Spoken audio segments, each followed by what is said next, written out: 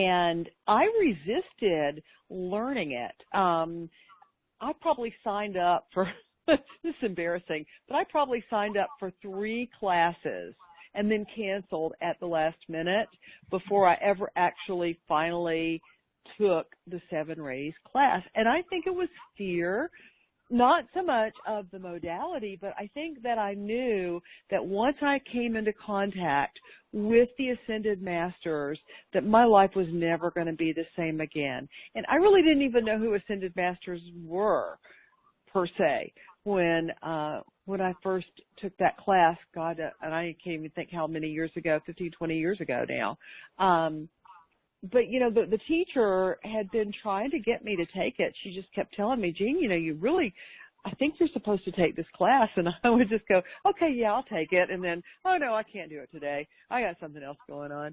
And I had such an amazing sacred story around my 7 Rays experience, because when I finally did show up, and at the time that I took it back in the day, she sort of spread it out over 2 days. She made you come, and the first day, all you did was come and do the meditation, the Meet the Masters meditation, which is a part of the class, you know, that I'm offering in my package. And then you went home. And the class was being held in a bookstore here in Atlanta. And so I went, and I thought the meditation was lovely. I really enjoyed it, you know, and I just, you know, and life goes on, right? So I went out, got in my car, and headed home. And I got about halfway home, Patricia, and I heard a voice in my car. And I tell you that I never heard voices at that point. It scared the living daylights out of me. And the voice said, "You're done with the work you've been doing." And I'm like, what? You know, don't tell me that if you don't have something better for me. You're done with the work you've been doing.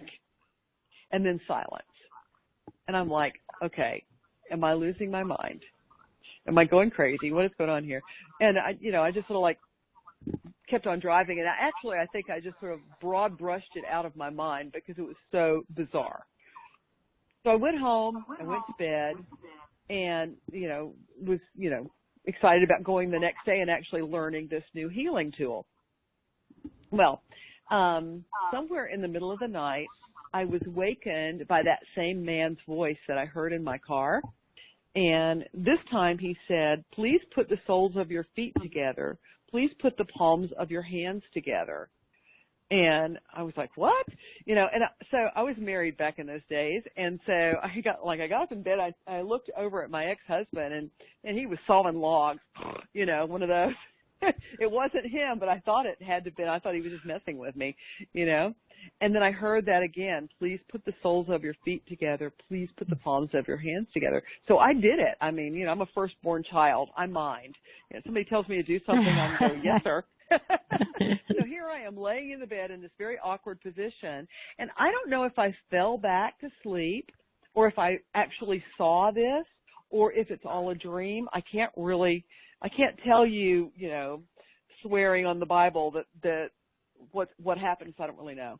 But all I know is that I began to see vision.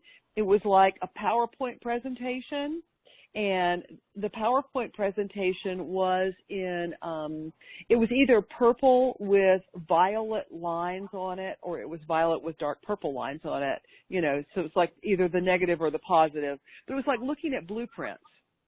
And the blueprints were animals, vegetables, minerals, pagodas, buildings, cars, airplanes, but it was like blueprints.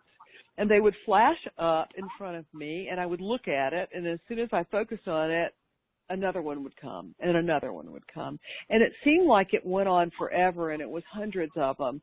I don't know. All I know is the next day, when I went back to the class, I told the teacher before class started about what had happened, and she goes, "Oh, wait a minute. I think I know what you saw." And so she went up into the bookstore part out of the classroom where we were meeting, and she brought back a book, and the book was The Ancient Secrets of the Flower of Life by Drunvalo Melchizedek. and she flipped through it, and she said, Jean, the stuff that you saw, did it look like this? And I grabbed the book out of her hand because I'd never seen this book before in my life, and I'd never heard of The Flower of Life or any of that kind of stuff. And I went, oh my God, it was that one, and it was this one, and I turned the page, it was this one, and it was this one. It was like the images that were sacred geometry, basically blueprints that Drunvalo was using as examples of sacred geometry in his book. And there were more than what was actually in the book, but it was all those ones there. So, I mean, of course, I bought the book. That's like, okay, I guess I got to read that. So close as I can figure that after meeting the masters, I received a download of sacred geometry that night.